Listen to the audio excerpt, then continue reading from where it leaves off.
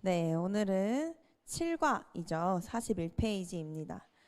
우리가 이제 지난 시간에 기도와 말씀에 대해서 어떻게 우리가 누릴 수 있을 것인가를 함께 나눴었는데요.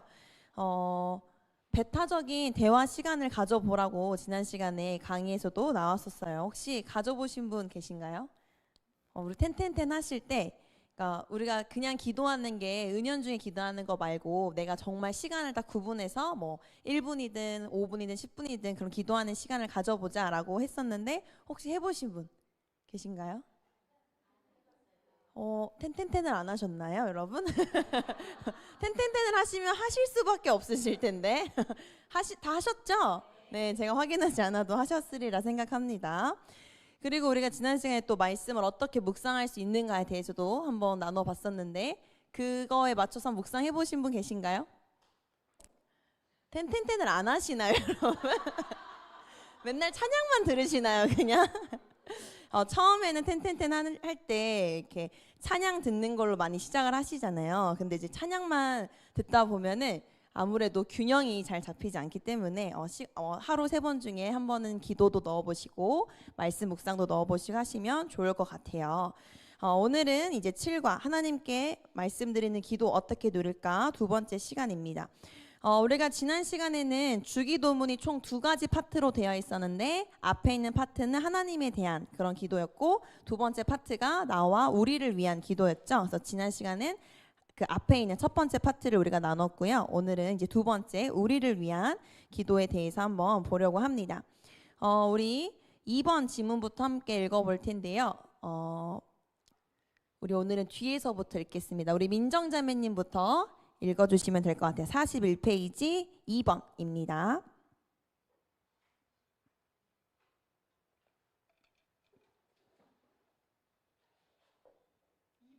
네.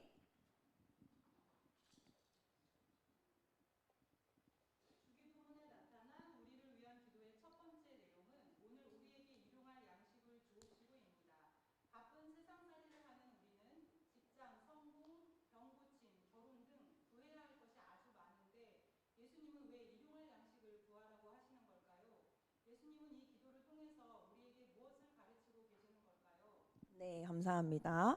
일용할 양식을 구하는 것이 가장 첫 번째 기도라고 나와 있는데요. 제가 어릴 때 일용할 양식을 이제 주기도문에 나오잖아요. 그래서 그걸 공부하고 교회 학교에서 이제 배울 때 나는 오늘 내가 기도하지 않아도 아침, 점심, 저녁을 먹을 수 있는데 내가 이걸 왜 기도해야 하지? 라고 궁금증을 품었던 어린 시절이 있었어요. 근데 여러분이 강의를 잘 들으시면 아시겠지만 물론 우리가 뭐 먹는 것도 구해야 되겠지만 이 일용할 양식 꼭 그런 것 뭐 식량이나 이런 것 산정되지 않는다는 걸 여러분 다 아시잖아요. 혹시 여러분은 그렇다면 어떤 일용할 양식을 구하고 계신지 우리 은영자매님은 어떤 일용할 양식을 구하시나요?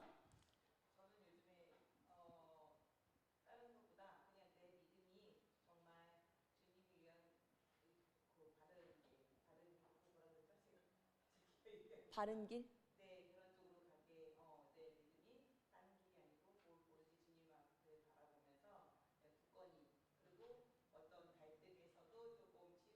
음, 네. 치우치지 않고 바른 길을 걷는 믿음에 대해서 기도하시는군요. 그러면 우리 지난 시간에 보이지 않으셨던 두 분께 한번 질문을 드려보겠습니다. 우리 세훈 형제님은 어떤 일용할 양식을 구하시나요?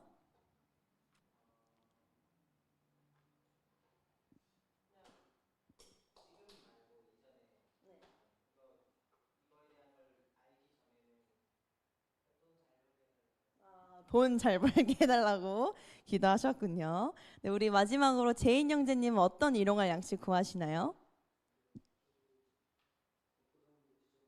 네, 먹고 사는데 지장 없도록 우리 아버지들 가장의 무게가 느껴지는 기도입니다. 네, 우리가 하나님께서 일용할 양식을 구하라고 하시는데 사실 여기도 나오지만 우리가 구할 게 참 많잖아요. 구할 게 참 많은데 왜 굳이 일용할 양식을 구하라고 하셨을까? 왜 이 기도를 통해서 우리에게 무엇을 가르치고자 하시는 것일까에 대해서 한번 알아보겠습니다. 자, 우리에게 일용할 양식을 구하라고 하시는 것은 하나님 나라 백성의 무엇이었죠? 네, 생존 방식에 대해서 가르쳐 주고자 하는 거였어요. 그 밑에 있는 주황색 글씨를 우리 희영 자매님 읽어주시면 되겠습니다.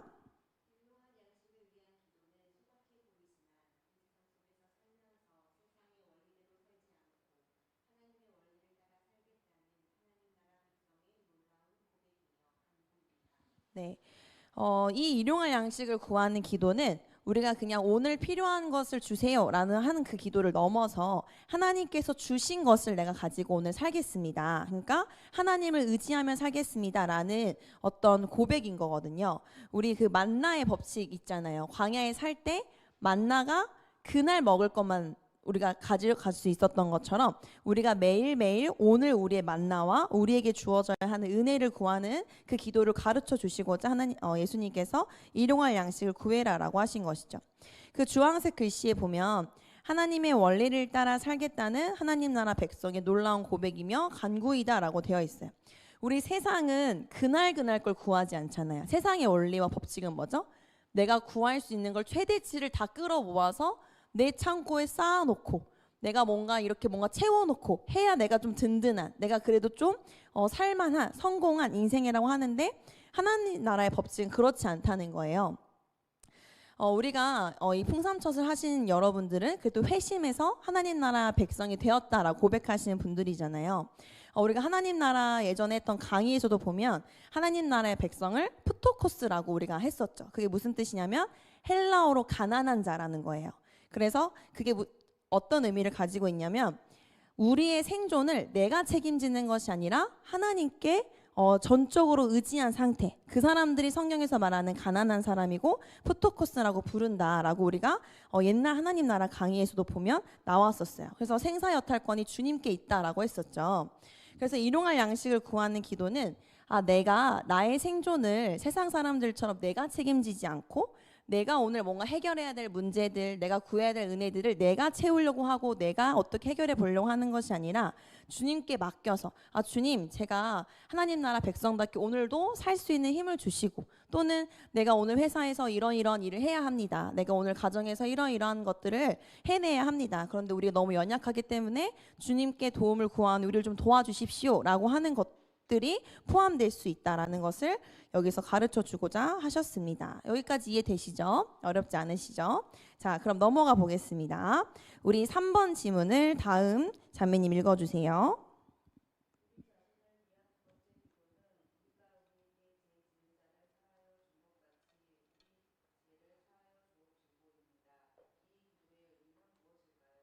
이 기도의 의미는 하나님 나라 백성의 관계였죠. 우리 밑에 그 주황색 글씨도 이어서 바로 읽어볼게요. 네, 자매, 네.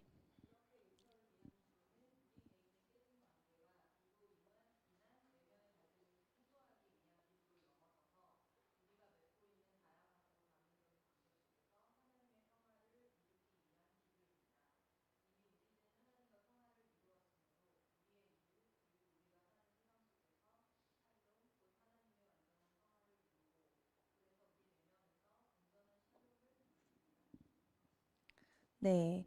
여기 보면 우리가 우리에게 죄 지은 자를 사하여 준 것 같이 우리 죄를 사하여 주시옵고라고 되어 있는데 이거는 우리가 이만큼 용서했으니까 하나님도 우리를 이만큼 용서해 주세요.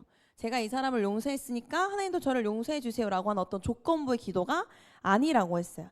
이거는 마치 동전의 양면과 같아서 용서하는 것과 용서받는 것이 거의 이렇게 붙어 있다라고 했었죠. 그래서 하나님이 먼저 우리를 용서하셨기 때문에 우리도 용서하겠습니다라고 하는 결단이고, 근데 여러분 용서하는 게 쉬운가요? 쉽지 않죠. 용서한다는 건 누군가 나에게 잘못을 했거나 아니면 나에게 어떤 피해를 끼쳤거나 아니면 내가 그 사람이 미워요. 근데 그 사람을 내가 용서하겠다고 하는 거잖아요. 근데 그게 쉽지 않죠. 그렇기 때문에 내가 용서하겠습니다라고 하는 결단과 동시에 우리도 하나님께서 우리를 용서하신 것처럼 나도 용서할 수 있게 도와주세요라고 하는 간구의 기도가 함께 포함되어 있는 거죠. 그래서 이것은 개인의 깨진 관계나 어떤 갈등을 해소하기 위한 그런 기도를 넘어서서 우리가 맺고 있는 여러 가지 관계 속에서 깨어짐을 회복하고 하나님과 우리가 평화를 이룬 것처럼 우리가 맺고 있는 그 관계들 속에서도 평화를 맺고자 한다는 그런 기도라고 할 수 있습니다. 자, 그런데 여러분 우리가 여기서 하나 생각해 볼게. 우리가 보통 용서하는 것만 생각을 하잖아요. 하나님 저도 용서할 수 있게 해주세요. 제가 이 사람을 사랑할 수 있게 해주세요. 뭐 이 관계가 회복될 수 있게 해주세요라고 기도를 하는데 사실 반대는 동전의 양면이라 했으니까 우리 중 누군가의 용서를 구해야 할 수도 있는 거예요. 그쵸? 내가 누군가에게 뭐 기도하고 신앙생활 하다 보면 어느 날 말씀을 통해서 내가 그때는 몰랐는데 내가 그 사람한테 참 잘못한 거였구나. 그 사람이 상처받았겠구나. 아니면 어떤 갈등 속에서 이건 내가 잘못한 게 아니지. 이 사람이 나한테 용서를 구해야지라고 내가 생각했는데 뭐 말씀을 통해서 기도를 통해서 아니면 정말 여러분 하신 텐텐텐 속에서 하나님께서 깨달음을 주실 수도 있죠. 내가 잘못이 없다고 생각했는데 돌아보니 내가 잘못한 부분이 있었구나 생각할 수도 있고 아니면 여전히 나는 내가 잘못한 게 없는 것 같아. 하지만 그래도 내가 하나님을 따라가는 사람으로서 내가 그 사람에게 먼저 손을 내밀어 줘야겠다. 내가 이 갈등을 위해서 내가 먼저 한 걸음 굽혀줘야겠다라는 마음이 들 수도 있는 거잖아요.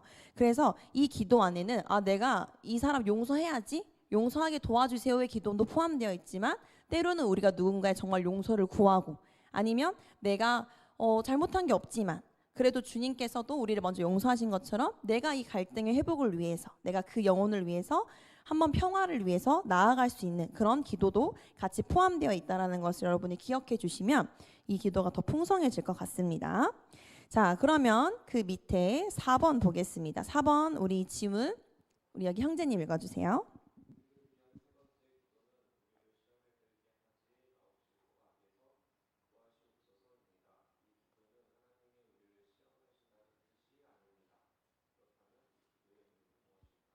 자, 하나님이 우리를 시험하신다는 뜻이 아니래요. 그럼 어떤 걸까요? 하나님 나라 백성의 영적 전투라고 되어 있죠. 하나님이 여러분을 유혹하실까요? 그러면 하나님은 여러분에게 어떤 걸 하실까요? 네, 테스트는 한다고 하셨죠. 하나님이 우리의 믿음을 테스트하실 때는 있어요. 그런데 우리를 유혹하지 않는다고 했죠. 그럼 우리는 왜 유혹받죠? 왜 어떤 거에 유혹받고 있죠, 우리는? 강의에서 나오는 유혹의 원인이 처음에 어디에서 시작돼요? 외부로부터 시작된다라고 했죠. 외부로부터 우리가 유혹을 받는데 그 외부적 요인에 우리의 욕심이 만날 때 우리는 유혹당한다라고 되어 있었습니다. 그 마커스 워십에서 설교를 주로 하시는 김남국 목사님이 자주 하시는 표현이 있어 혹시 아시나요? 까따르비아 아시나요? 여러분? 까따르비아가 뭔지 모르시죠? 까따르비아 제가 아무리 까따르비아 여기서 해도 여러분이 그 말을 모르시면 그거에 대해서 어떤 뭐 생각을 하거나 어떤 뭐 유혹을 받거나 할 수 없잖아요. 그러니까 그 목사님께서 늘 하시는 말씀이 이런 것과 같다. 유혹을 받는다는 건 내가 모르는 것에서 유혹받을 수 없다는 거죠. 내가 보고 내가 듣고 내가 경험했던 것에서 내 욕심이 만나 유혹당하는 거지 내가 전혀 모르는 것으로 경험하지 못한 것으로는 유혹당할 수 없다라고 그 목사님께서 자주 말씀을 하시거든요. 그래서 세상은 자꾸 우리에게 뭘 하냐면 세상이 우리를 막 이렇게 유혹하려고 정말 덫을 놓거나 뭐 정말 악한 무언가를 우리 발 앞에 뿌려놓지 않아요. 잘 생각해 보면 우리에게 자꾸 보여주고 들려주고 경험하게 하죠. 어떤 걸? 세상 걸. 그래서 이거 있어야 성공할 수 있어. 야 이거 봐봐 되게 좋아 보이지 않아? 너도 갖고 싶지? 이런 것이 우리의 유혹인 거잖아요. 그런데 우리가 그리스도인도 거기에 흔들릴 수는 있죠. 왜냐하면 우리가 아직 이 땅에 살고 있으니까 흔들릴 수는 있지만 우리가 거기에 넘어지지 않기 위해서 정말 거기에 다 져버리지 않기 위해서 이런 영적 전투를 위해서 우리가 하나님께 기도하고 도움을 구하는 것이 필요하다라고 했습니다. 자, 그럼 밑에 그 주황색 글씨 우리 형제님 읽어주세요.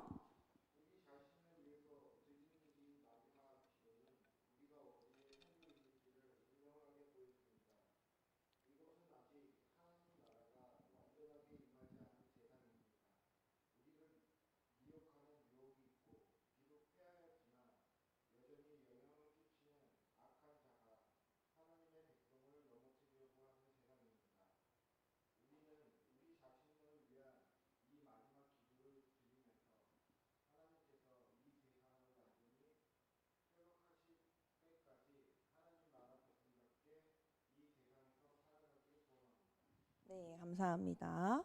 이 기도를 통해서 우리가 마지막으로 우리가 어떤 존재인지, 그리고 우리가 어디에 살고 있는지, 우리가 어떤 시간을 살아가고 있는지를 완벽하게 분명하게 볼 수 있다라고 되어 있죠. 우리가 하나님 나라 백성이 되었지만 여전히 우리는 어디에 살고 있어요? 네, 이 땅에 살고 있어요. 여러분 회사에 출근도 하시고 또 집에서 뭐 집안일도 하시고 가정도 돌보시고 하시다 보면 우리가 하나님 나라 백성이라고 하지만 사실 24시간이 그렇게 하나님 나라 백성답게 살기 어렵잖아요.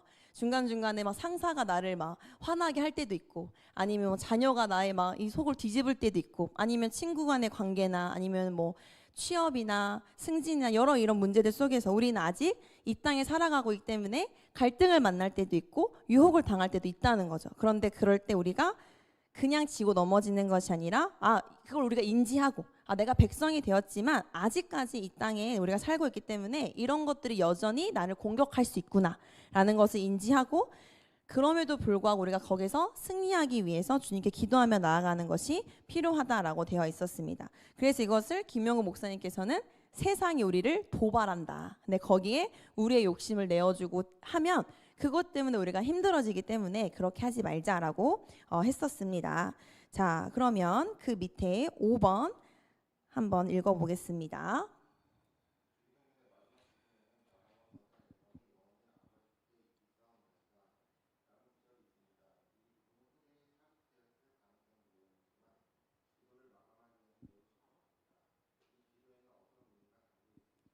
네, 나라와 권세와 영광이 영원히 아버지께 있사옵나이다 라는 문구는 원래 성경 초기 원본에는 원래 없던 거예요. 원본에는 없는데 나중에 이제 뭐 초대교회 공동체나 이런 공동체에서 회중이 답가를 하면서 이게 나중에 붙은 문구라고 할 수 있어요. 자, 이 부분에는 어떤 의미가 담겨 있다라고 적으셨는지 우리 하늘자매님 어떻게 적으셨나요? 어떤 의미가 담겨 있다고 적으셨나요?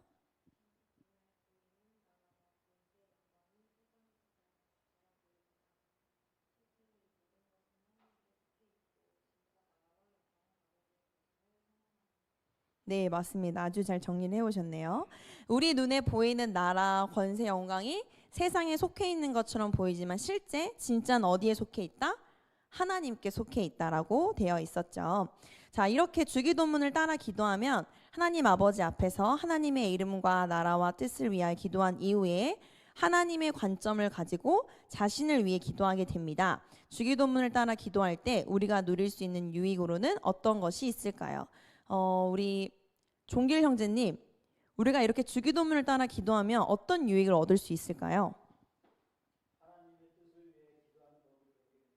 네, 하나님의 뜻을 위해 기도하는 법을 배우게 됩니다. 책과 아주 똑같이 적어오셨네요. 그러면 이번에는 우리 유미자매님은 어떤 유익이 있을 것 같으신가요? 주기도문을 따라 기도할 때 어떤 유익이 있을까요, 우리에게?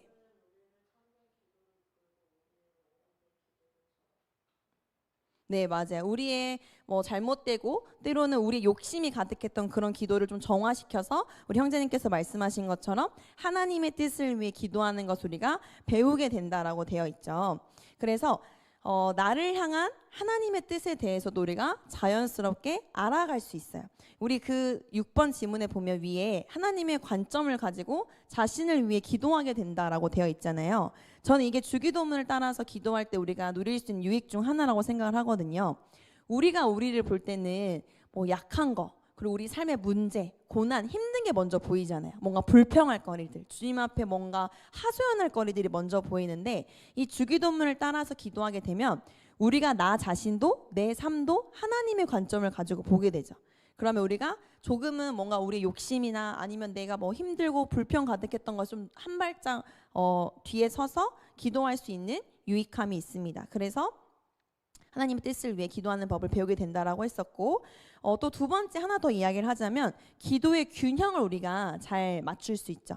왜냐하면 주기도문은 두 가지 챕터라고 했잖아요. 하나님에 대한 기도와 나에 대한 기도가 있는데 우리가 사실 그냥 기도를 하면 나에 대한 기도만 하기가 쉬워요. 이거 해주세요, 이거 도와주세요, 이게 어려워요, 이런 기도하기 쉬운데 처음에 물론 신앙이 성숙하다 보면 그런 기도가 조금씩 줄어들겠죠. 하지만 초반에 내가 기도하는 것이 조금 어렵다, 내가 어떻게 기도해야 될지 모르겠다라고 하실 때는 이 주기도문을 따라 기도하면 균형 있는 기도로 우리가 배울 수 있습니다. 여러분은 여러분이 구하는 기도가 다 응답되면 좋으시겠죠. 그런데 우리가 다시 생각해보면 내가 구하는 것이 꼭 나에게 도움이 되지 않는 것일 수도 있어요. 내가 하나님 전 이게 필요해요, 이걸 주세요라고 구하지만 막상 그게 내 삶에 그렇게 크게 도움이 되지 않는 걸 우리가 구할 때도 있거든요. 오히려 하나님께서는 오히려 내가 이거를 얘한테 그대로 주면 얘가 나한테 더 멀어지겠는데, 이걸 가지고 정말 말씀에서 더 어긋난 삶을 살겠는데 라고 하시면 안 주실 수도 있는 거잖아요. 근데 그런 것을 우리가 뭔가 고민해보고 분별해보고 내가 지금 구하고 있는 게 정말 하나님께서 나에게 원하시는 걸까? 또는 나에게 정말 도움이 되는 걸까? 라는 걸 우리가 생각해 보기 위해서는 주기도문을 따라서 기도하면 조금 더 우리가 쉽게 분별할 수 있습니다. 자, 그러면 그 밑에 주황색 글씨 우리 제인 형제님 읽어주세요.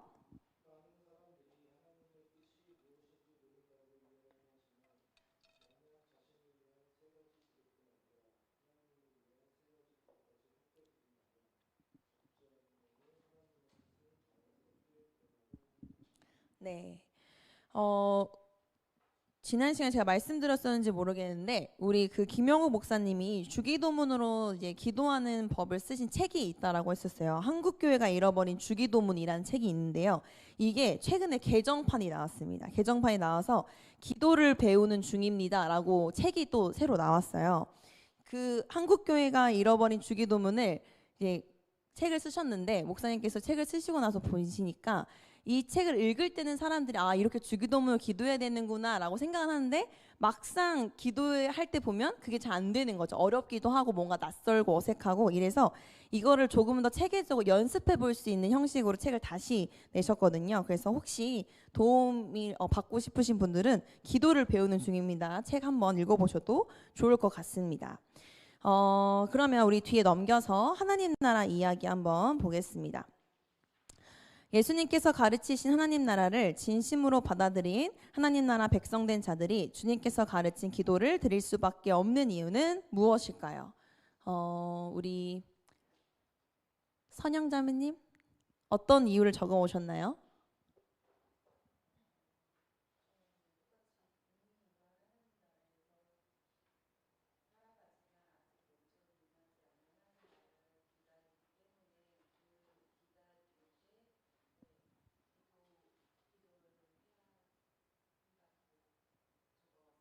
네, 좋습니다. 우리 이내자매님은 어떻게 적어 오셨나요?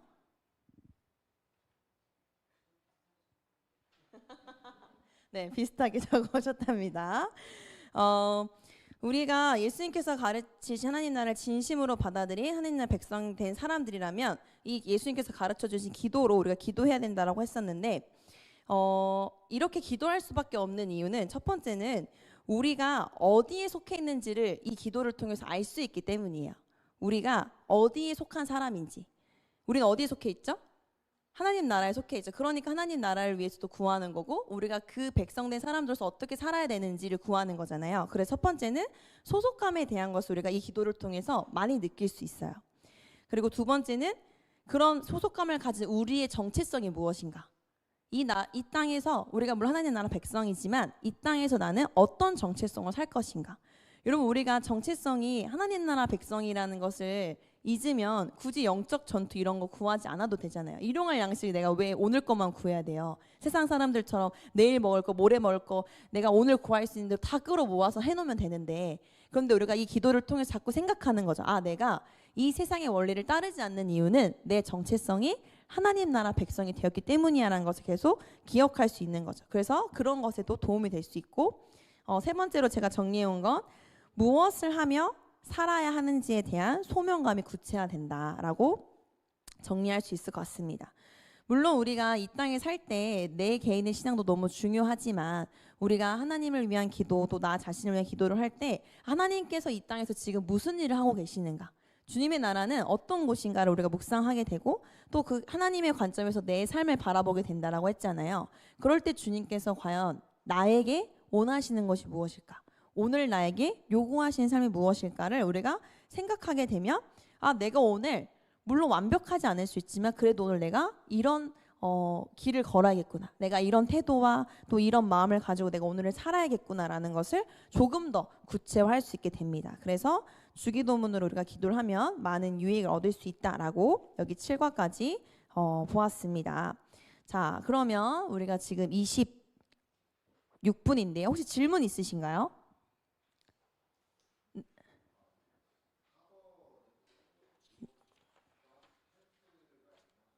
네.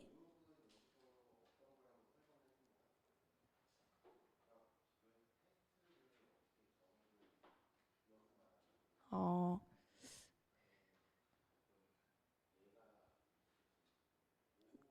어, 저는 개인적으로 이게 물론 정답이 아닐 수 있지만 저는 개인적으로 하나님이 이렇게 무슨 빨간 펜 드신 선생님처럼 너 오늘 정답인지 틀린지 보자 이런 테스트는 하지 않는다고 저는 개인적으로 생각을 하거든요. 근데 주님께서 보신 테스트는 사실 우리가 인생에서 만나는 모든 선택의 기로가 다 테스트인 것 같아요. 내가 어떤 선택의 기로에 섰을 때 내가 하나님의 말씀을 선택하느냐 아니면 내가 그렇지 않느냐. 우리가 지금까지 뭐 열왕기하 말씀을 통해서 봤지만 그 모든 왕과 모든 시대에는 사실 하나님이 그냥 지켜보신 거잖아요. 어떤 문제를 일부러 던지신 것이 아니라 이런 상황에서 네가 무엇을 선택할 거야? 내가 너의 곁에 있는데 너는 나를 의지할 거야 말 거야? 이걸 보고 계시잖아요. 저는 그런 게 다 테스트라고 생각을 하거든요. 그래서 어, 내가 우리의 일상에서 마주한 어떤 선택 기로에서 하나님을 얼마나 기억하고 말씀을 기억하고 그것을 따라가느냐. 하나님께서는 저는 그것을 보신다고 생각하고 그것이 우리의 테스트이지 않을까라고 생각을 합니다. 혹시 답이 되셨을까요? 네, 감사합니다. 혹시 또 질문 있으신가요? 네, 없으시면 저희가 지금 27분인데요. 55분까지 하고 모이도록 하겠습니다.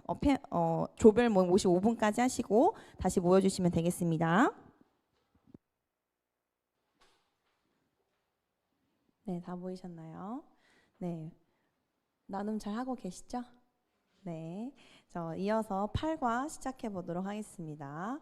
기도와 말씀의 삶을 어떻게 온전히 누릴까에 대한 거를 이제 8과를 통해서 해보려고 하는데요. 들어가면을 제가 읽겠습니다. 하나님께서 계획하셨던 풍성한 삶, 즉 우리가 살아내야 할 가치 있고 의미 있는 우리 몫의 삶을 살도록 하기 위해서 하나님은 우리에게 말씀과 기도를 주셨습니다. 당신은 이 말씀과 기도를 통해 풍성한 삶을 어떻게 맛보고 있습니까? 저는 풍성하다는 말을 사귐의 교회에서 정말 많이 쓰는 것 같아요. 그 전에는 이렇게까지 풍성하다는 말을 이렇게 많이 쓰지 않았는데 풍삼초, 풍삼초, 풍삼기 뭐 정말 많이 하잖아요.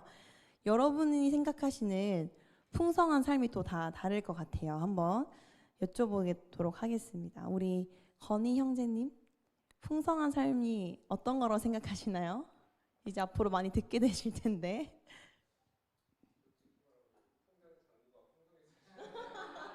아, 통장 잔고가 풍성.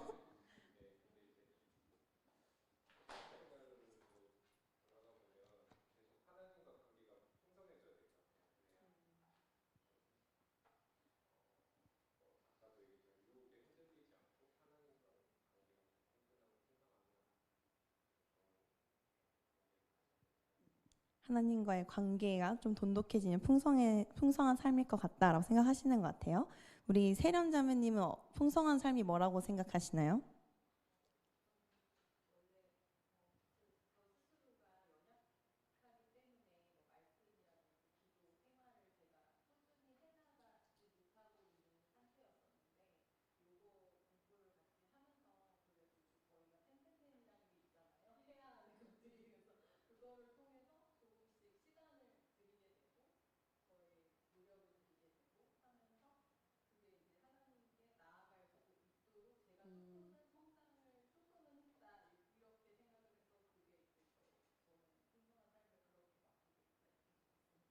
네, 감사합니다. 한 분만 더 여쭤보겠습니다.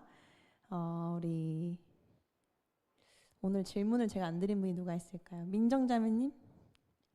풍성한 삶이 자매님께는 어떤 것인가요?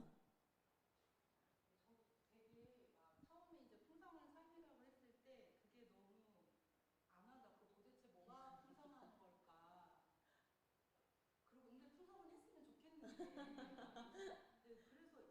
이 풍성함에 대해서 내가 가지고 싶은데 잘 모르겠는 막 그런 거였어요. 근데 그냥 제가 진짜 우리 이런 과정들을 하다 보니까 하나님과의 만남, 하나님을 의지하는 거 이런 마음들이 더 커지고 내 안에 이렇게 되니까 그게 내가 너무 그게 기뻐지고 좋아지고 그러다 보니 꼭 무슨 양이 뭐가 많아서 풍성하다기보다 그냥 내 삶이 풍성한 거 약간 윤택해지는 것처럼 뭐가 잘 먹고 풍성하게 뭐 잘 야채랑 이것저것 먹으면 내 피부와 뭐가 다 윤택해지듯이 내가 하나님하고 기도로 교제하고 말씀을 먹고 이러면서 그 하나님이 주시는 좋은 것들을 누리는 게 그게 풍성해지는 건 것 같다라는 생각이 들어요. 그래서 그냥 하나님 때문에 행복해 하면 그게 풍성한 삶인 것 같아요. 하나님 때문에 행복한 삶을 풍성한 삶이라고 해주셨어요.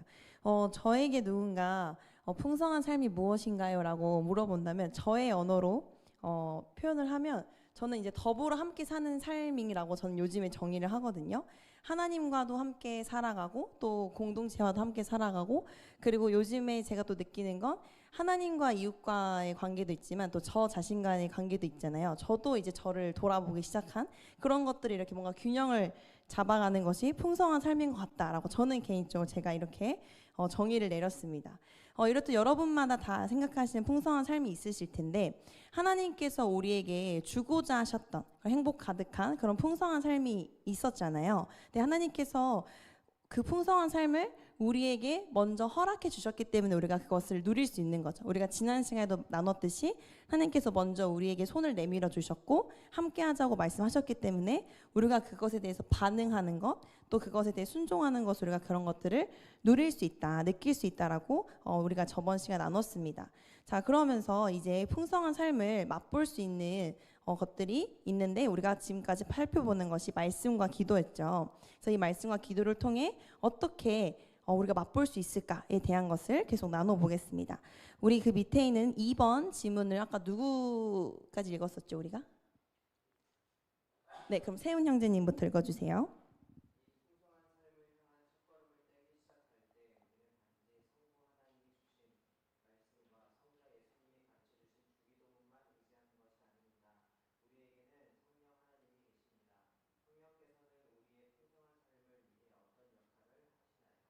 네, 그 밑에 있는 말씀을 우리 한 구절씩 이어서 계속 읽어보겠습니다. 우리 유미 자매님.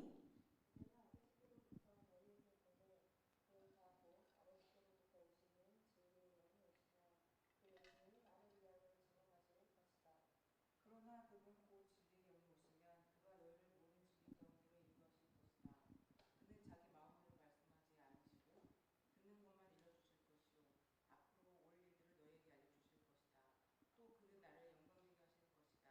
그가 나의 것을 받아서 너희에게 알려주실 것이기 때문이다. 하나님께서 우리에게 주신 성령을 통하여 그의 사랑을 우리 마음속에 부어주셨기 때문입니다. 그가 성령께서도 우리의 약함을 도와주십니다. 우리는 어떻게 기도해야 할지도 알지 못하지만 성령께서 친히 우리가 말할 수 없는 탄식으로 우리를 대신하여 간구하여 주십니다. 네, 우리가 이렇게 말씀을 쭉 읽어봤는데요. 우리가 하나님께서 우리에게 손 내밀어 주신 것에 대해서 우리가 우리 예배로 반응하고 또 소통하는 것이 말씀과 기도로 소통한다고 했었잖아요. 그런데 그때 그 모든 과정에서 우리가 혼자 하는 것이 아니라 우리 옆에서 함께 하시면서 도와주시는 분이 계시는데 그분이 바로 성령님이다. 그래서 성령님께서 우리의 풍성한 삶을 누리고 우리 여러분께서 아까 말씀하셨던 그런 행복한 삶을 누릴 수 있도록 도와주시는데 여기 말씀 보니까 예수님에 대해서도 알려주시고 또 우리가 어디로 가야 하는지 진리로 가야 하는 것에 대해서도 인도해 주시고 또 하나님께로부터 들은 말씀을 우리에게 다시 기억나게 해주시고 또 알게 해주시고 또 우리 약함을 도와주신다라고 지금 말씀에서 계속 이렇게 이야기가 나오고 있죠. 성령님은 독단적으로 일하는 분이 아니세요. 성령님 따로 일하시고 이렇게 하시는 것이 아니라 하나님께로부터 들은 것, 그러니까 그분과 우리가 소통할 수 있게 성령 하나님께서 가운데서 도와주시는 역할을 하신다라고 이해를 하시면 될 것 같습니다. 우리가 성경에 보면 성령님을 보혜사라고 쓰고 있잖아요. 혹시 보혜사가 무슨 뜻인지 아시나요? 한자어인데요. 지킬 보, 은혜해, 스승사라는 한자입니다. 그래서 우리를 지키시는 은혜로운 스승님이다라는 뜻이 보혜사예요. 그래서 성령님은 단순히 우리를 그냥 어떤 조력자 정도로 도우시고 우리가 어떤 그냥 뭐 퀘스트를 깨는 것만 도와주시고 이런 분이 아니시고, 그럼 물론 우리를 도와주시는 것도 있지만 우리를 지켜주시고 우리를 은혜로 이끌어주시는 그런 스승님이다, 우리와 함께 하시는 분이다 라고 이해하시면 더 좋을 것 같습니다. 자, 그러면 우리 그 밑에 3번 지문 이어서 읽어보겠습니다.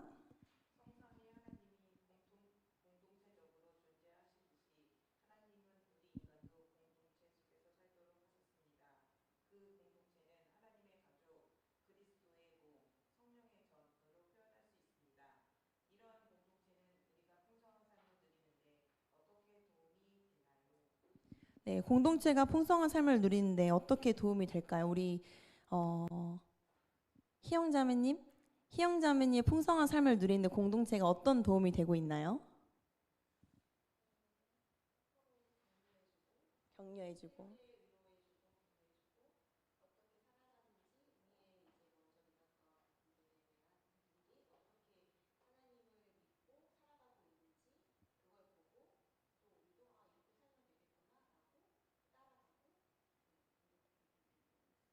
네, 감사합니다. 우리 희영자매님께서는 뭐 본을 보는 삶, 또 본을 보여주는 삶, 또 서로 격려해주고 응원해주는 삶이 이거 공동체를 통해서 누릴 수 있는 풍성한 삶인 것 같다라고 말씀해주셨어요.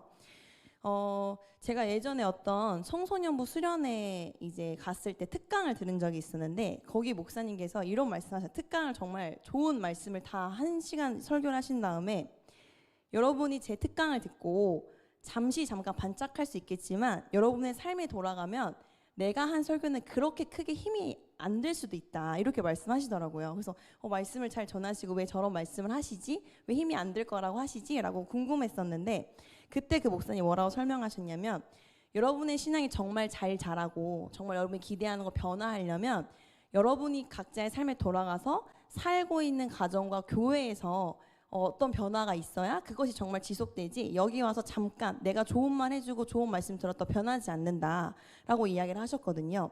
그러면서 그분께서 강조하셨던 게, 여러분이 살고 있는 삶이 중요하다. 여러분이 어떤 공동체에 살아가고 있는지, 또 누구로부터 영향을 받고 어떤 목사님으로부터 어떤 말씀을 듣고 살아가고 있는지가 진짜 중요하다라고 말씀하셨던 기억이 제가 있습니다.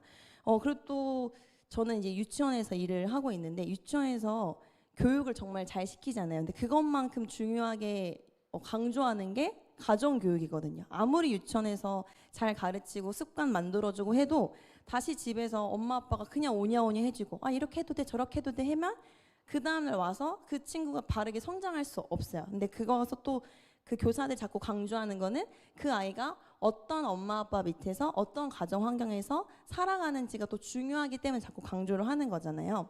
근데 그런 것처럼 공동체라고 하는 건 우리가 이렇게 내 신앙과 분리해서 볼 수 있는 게 아니라 정말 같이 사는 거죠. 여기도 보면 하나님의 가족이 되었다.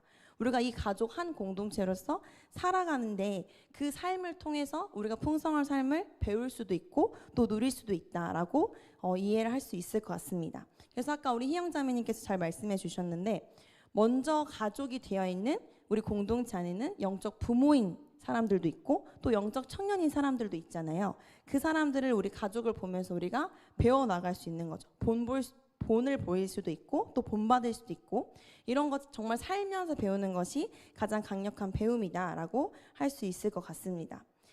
저는 설교는 듣는 말씀이라고 생각을 하거든요. 근데 우리가 듣는 거로는 사실 부족해요, 살아가기에. 우리가 일주일에 한 번 설교 듣는 거는 부족한데, 저는 또 공동체는 보여주는 또 말씀이 있다고 생각해요. 이 사람이 또 우리 팸이 이 말씀을 들은 말씀을 어떻게 살아내고 있는가, 이 말씀을 가지고 살아내기 위해서 어떤 고민을 하는가, 우리가 이것을 보고 듣는 것으로 우리가 또 풍성한 삶을 누릴 수도 있고 우리 영적인 성장이 일어날 수도 있을 거라고 생각을 합니다. 자, 그러면 그 밑에 4번 지문 한번 읽어보겠습니다.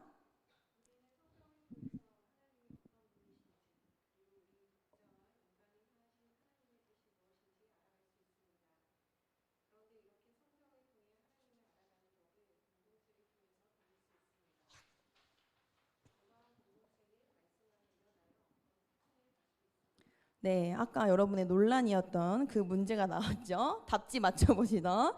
자, 첫 번째, 저는 1기의 답을 기준으로 하겠습니다. 자, 말씀이 네, 선포되는 공동체. 두 번째 말씀을 네, 듣는 공동체. 마지막 세 번째는 말씀을 네, 살아가는 또는 적용하는 공동체라고 할 수 있을 것 같아요. 여기 그 강의에서 보면 목사님께서 말씀을 우리가 듣고 읽는 거 너무 중요하지만 또 중요한 게 있다고 했어요. 어떤 거는 혹시 기억하시나요? 우리가 말씀을 이렇게 읽어야 된다라고 하는 문장이 있었는데 혹시 기억하시는 분 계신가요? 말씀을 우리가 눈으로도 읽고 귀로도 듣지만 몸으로 삶으로 읽어야 한다라고 해서 말씀하시거든요. 그 말이 무슨 말이겠어요? 말씀을 그냥 읽고 듣는 걸로 끝나는 게 아니라 살아내야 한다. 정말 그 삶이 그 말씀이 그 삶 가운데 뭔가 순종하기 위한 애씀이 있어야 되고 그것을 위해서 고민하는 것들이 필요하다라고 이야기하는 거죠. 저도 이제 교회 생활을 오래 했지만 예전에 저를 돌아볼 때 이 말씀이 그렇게 제 삶에 힘이 안 됐거든요. 그러니까 말씀은 분명히 살아있다고도 하고 운동력이 있고 막 예리해서 막 쪼갠다고 하는데 그게 전혀 제 삶에 없는 거예요. 왜냐하면 제가 그 말씀을 듣고 그냥 말씀은 그런 거구나, 성경에서 이렇게 말하는 거구나 하고 그냥 이해하는 걸로 그쳤기 때문이었어요. 그냥 추상적으로 이해하고 하나님은 뭐 이런 분이시대, 이런 걸 원하신대, 그냥 그게 끝인 거죠. 그런데 제가 이제 회심하고 나서 정말 이 말씀대로 살아봐야 되겠다라고 고민하기 시작하고 또 이 사김의 교회 와서 또 공동체와 함께 고민하고 과연 이 말씀을 정말 우리 삶에 적용해 본다면 우리가 어떻게 시도해 봐야 될까? 어떤 걸 고민해야 될까? 뭐 이런 나눔들을 통해서 조금씩 추상적인 것들을 구체화하기 시작하고 이렇게 하다 보니까 제 삶에 그 말씀이 정말 힘이 된다라는 것을 제가 느꼈거든요. 그래서 그러니까 우리가 신앙생활을 할 때 이 말씀을 그냥 물론 공동체 안에서는 말씀이 선포되어야 하고 말씀을 들을 수 있어야 되죠. 그런데 우리가 그 말씀들을 어떻게 해야 돼요? 우리 삶에 적용할 수 있어야 된다. 그래서 우리가 앞에서 묵상에 대해서 어떻게 적용해야 되는지도 배웠었잖아요. 그런 것들이 우리 안에 필요합니다. 그래서 이 세 가지가 잘 이루어지는 공동체가 좋은 공동체다라고 할 수 있겠죠. 자, 혹시 여기까지 이해 안 되는 부분 있으신가요? 괜찮으신가요? 자, 그러면 5번 우리가 깨달은 말씀을 진실하게 나누도록 이 책이 추천하는 3C의 방법은 무엇입니까? 라고 되어 있습니다. 우리가 팬모임 할 때 3C 많이 썼었잖아요. 첫 번째 어떤 것이었죠? 네, 상황, 컨텍스트였죠. 두 번째는 네, 도전, 챌린지. 마지막 세 번째는 네, 변화였습니다.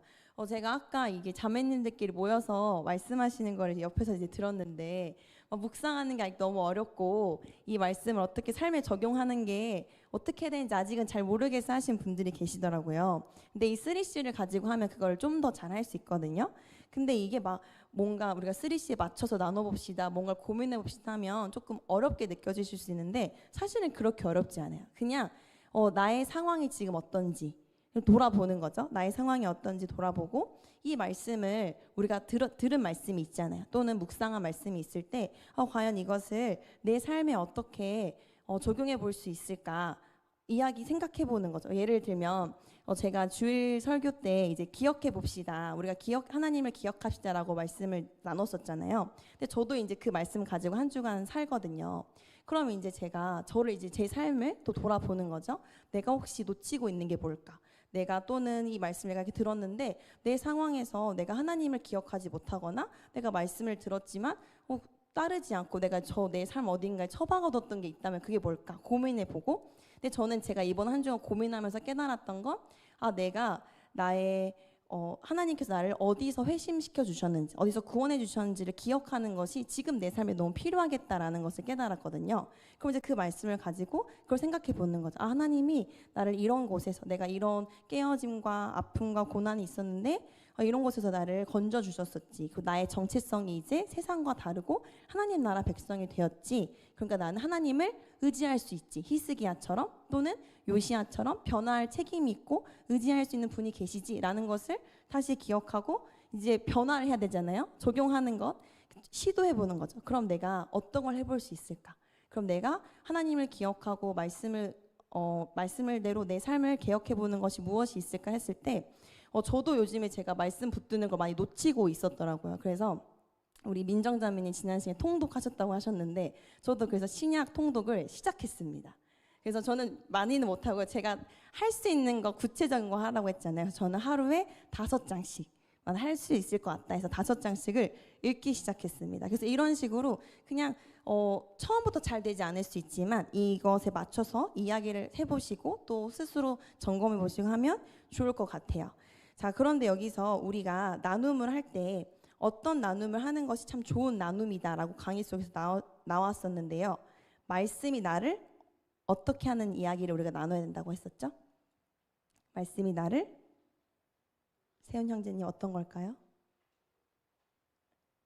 말씀이 나를 변화시킨 이야기를 나누는 것이 중요하다라고 되어 있었어요. 우리가 교회 안에서 나눔을 많이 하잖아요. 특히 사김의 교회 나눔을 많이 하는데 이때 뭔가 누군가의 나눔을 듣고 저건 이게 맞는 거 아니야? 저게 맞는 거 아니야? 라고 생각하기보다 그냥 그 말씀이 나는 어떻게 느꼈고 어떤 것을 깨달았고 그래서 난 어떤 것을 시도해서 어떤 변화를 경험하고 있는지 또는 어떤 결단을 했는지 이런 것들을 나누는 것이 참 좋을 것 같습니다. 자, 그러면 그 밑에 6번 지문 한번 읽어보겠습니다. 우리 하늘 자매님이신가요?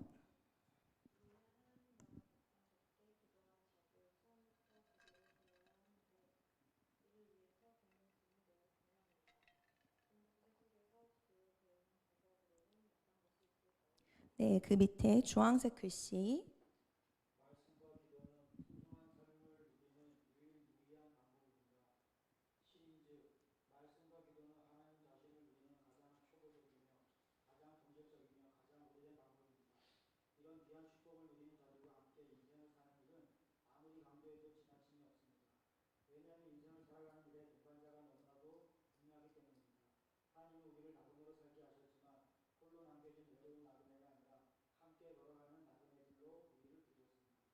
네. 우리는 함께 주님과 함께 걸어갈 수 있는 나그네들로 우리는 부름 받았다라고 이야기를 하고 있는데요. 말씀대로 내가 정말 잘 살아봐야지 정말 작정하고 살기 시작하면 사실 우리는 성령님의 도우심이 없이는 살 수 없고 또 이 공동체가 없이는 우리가 오래 갈 수 없구나, 내가 갈 수 없구나라는 것을 느끼게 돼요. 그래서 여기서 말한 성령 하나님과 공동체의 필요성과 중요성을 모두가 다 느끼게 됩니다. 왜냐하면 우리 살아가다 보면 세상과 우리가 사는 방법이 다르잖아요. 근데 저도 이제 회사에서 일하고 또 생활을 하지만 우리가 여기선 하나님 나라 교회 안에 있을 땐 다 살아낼 수 있을 것 같거든요. 내가 오늘 들은 말씀 다 살아낼 수 있을 것 같지만 막상 우리의 삶의 현장으로 돌아가면 그게 쉽지 않아요. 당장 부딪히고 내 옆에 있는 동료와 이야기하는 가치관도 너무 다르고 근데 그럴 때 우리가 거기서 열심히 애쓰고 노력하고 하나님의 도움을 구해서 살다가 또 공동체에 들어와서 또 격려받고 서로 응원하고 세상에 있을 때는 이게 되나? 진짜 이렇게 사라지나? 이렇게 할 수 있을까? 고민하다가도 공동체 안에서 우리가 서로 나누고 격려해주고 응원할 때 그래 우리가 이렇게 살 수 있지 나 말고도 이렇게 같이 애쓰고 하나님 나라를 위해 살아가는 사람들이 여전히 있지라는 것을 기억하는 것만으로도 우리가 신앙생활을 더 풍성하게 누릴 수 있거든요. 그래서 우리는 그런 것들이 참 필요하다라고 이야기할 수 있을 것 같습니다. 누군가 우리에게 이런 것을 기도해 주세요라고 부탁할 때 우리가 공동체 속에서 기도를 배웠잖아요. 우리가 이 풍삼철통 기도를 배웠는데 누군가 우리에게 이런 것을 기도해 주세요라고 중보 기도를 요청했을 때 우리가 그 기도를 어떻게 해줄 수 있을까요? 제가 지금 질문이 조금 이상한 것 같은데 질문이 좀 이상한 것 같은데 우리가 주기도문으로 기도하는 걸 배웠잖아요. 근데 우리만 기도하는 게 아니라 누군가 기도가 필요한 공동체의 한 일원을 만났을 때, 가족을 만났을 때 우리가 주기도문으로 어떻게 기도해 줄 수 있을까요? 강의 속에서 답이 나왔습니다. 우리가 이것을 해주는 것이 필요하다라고 했었는데요. 네, 우리가 아까 앞선 시간에서 나눴을 때 우리를 위해서 기도할 때도 하나님의 관점으로 우리를 바라보고 기도하는 것이 필요하다고 했잖아요. 똑같이 우리가 공동체를 위해서 또 옆 사람을 위해서 기도해 줄 때 같은 관점으로 바라보고 주기도문으로 재해석해서 기도해 주는 게 필요하죠. 뭐 예를 들어서 우리 하늘자매님이 저희 팸인데 하늘자매님이 저한테 예를 들어서 저 취업이 안 돼요. 취업이 잘 될 수 있게 뭐 도와주세요. 뭐 기도해 주세요라고 했어요. 근데 하늘자매가 전혀 자기 삶의 취업을 위한 노력을 안 해요. 근데 그리고 무조건 취업 잘 돼 기도만 해달라고 해요. 그런다고 해서 제가 그래 그럼 하늘자매가 아무것도 노력하지 않지만 하나님 무조건 좋은 회사에 들어갈 수 있게 해주세요라고 기도할 수 없잖아요. 그러니까 우리가 그런 기도를 그냥 해주는 게 아니라 우리가 앞에서 배웠던 주기도문으로 우리를 위해서 기도하는 걸 배웠듯이 똑같이 하늘자매님을 위해서 그렇게 기도할 수 있는 거죠. 우리가 하늘자매가 그냥 무조건 잘 되게 해주세요 기도하는 게 아니라 자기 삶에서 우선 주어진 것들을 최선을 다해서 노력할 수 있고 그 과정에서 하나님을 의지할 수 있게 위해서 기도해 줄 수 있고 또는 더 나아가서 정말 원하는 것 그 과정 속에서 뭐 본인이 원하는 결과가 아닐 수도 있지만 하나님을 만나고 또 하나님께서 이 자매에게 원하시는 삶이 무엇인가 이 자매에게 무엇을 원하고 계신가를 깨달을 수 있게 도와주세요라고 기도할 수 있는 것처럼 우리가 공동체에서 배운 이 주기도문을 가지고 내 삶도 재해석해서 기도하지만 우리 옆 사람에 있는 삶을 통해서도 같이 재해석해서 기도해 줄 수 있다라고 할 수 있습니다. 여기까지 혹시 질문 있으신가요? 없으시면 하나님 나라 이야기로 넘어가도록 하겠습니다. 네, 하나님 나라 백성의 공동체와 성령님이란 주제였는데요. 하나님 나라 백성으로서 세상의 가치관과 방식대로 살아가지 않는 우리는 하나님 나라를 받아들인 동지들의 공동체가 꼭 필요합니다. 예수님께서 원하시는 하나님 나라 공동체의 특징은 무엇일까요? 여러분이 정리해 오신 특징은 무엇이었을까요? 우리 미라자매님 어떤 걸로 정리해 오셨나요? 네, 맞아요. 우리 강의 속에서 목사님께서 말씀하실 때 서로 사랑하는 공동체가 되어야 된다. 이것이 참 중요한 특징이다라고 이야기를 하셨어요. 먼저는 이 공동체 안에서 우리가 나에게 잘 맞는 사람도 있고 같은 공동체지만 잘 맞지 않는 사람도 있잖아요. 저는 이제 저희 부모님과 남동생 네 식구가 같이 사는데요. 정말 이렇게 정말 피를 나눈 가족이지만 안 맞을 땐 정말 안 맞거든요. 제 동생이지만 제가 왜 저러는지 잘 모를 때가 많고 우리 엄마지만 정말 나랑 안 맞는다. 이렇게 안 맞을 수 있을까 싶거든요. 근데 여러분 우리가 정말 예수님 이름 하나만 모였는데 우리가 뭐 얼마나 많이 맞겠어요. 잘 맞는 사람도 있고 또 그렇지 않은 사람도 있겠죠. 하지만 이 공동체 안에서 먼저 예수님께서 우리를 사랑하시고 또 예수님도 예수님의 공동체를 사랑하셨잖아요. 그것을 보면서 우리가 배우는 거죠. 그러면서 내가 사랑하기 어려운 형제, 자매들도 사랑하는 법을 이 공동체 안에서 배우는 거야. 그리고 그것으로 끝나는 것이 아니라 여기서 배운 것, 훈련하고 연습한 걸 가지고 또 내 가정에서도 그렇게 사랑하고 내 직장이나 아니면 내가 생활하고 있는 나의 세상 속에서도 그렇게 사랑하는 것을 우리가 나타내는 거죠. 자, 그런데 세상은 사실 제가 느꼈을 때 뭔가 누군가를 도와주고 어려운 사람들을 이렇게 뭔가 구제해주고 하는 일에는 우리보다 더 탁월할 수 있다고 저는 생각해요. 왜냐면 전문가들이 팀을 꾸려서 막 일을 하잖아요. 좋은 프로그램을 만들고 제도를 만들고 어떤 시스템을 만들어서 그 사람들을 도와주고 뭔가 필요한 것을 이렇게 주고 제시해주고 이런 것들은 참 잘 할 수 있을 것 같아요. 오히려 저희보다 더 잘할 수 있는데 하지만 그 안에 저는 사랑이 없다라고 항상 느끼거든요. 제도는 만들지만 뭔가 정말 사랑함으로써 이 영혼이 아니면 이 사람이 정말 더 좋은 삶을 살았으면 좋겠고 정말 더 이 문제를 해결했으면 좋겠고 이런 거는 많이 부족하다고 생각해요. 그런데 그런 세상의 어떤 그런 공백들을 채울 수 있는 것이 저는 교회가 할 수 있다고 생각을 하거든요. 물론 우리가 세상처럼 어떤 탁월함을 가지고 어떤 제도를 만들고 하는 건 어려울 수 있죠. 하지만 적어도 우리가 그런 제도를 우리가 함께 도움으로써 우리가 사랑함으로써 뭔가 그들을 더 도울 수 있고 우리 공동체 안에서도 어떤 일을 해볼 수 있고 그런 것들이 저는 교회가 세상에 어떤 깨어져 있는 부분들을 또 채우고 공백들을 메꿀 수 있는 일이라고 생각을 합니다. 그래서 하나님 나라 공동체가 필요한 것은 서로 사랑하는 것이 필요하다라고 할 수 있을 것 같습니다.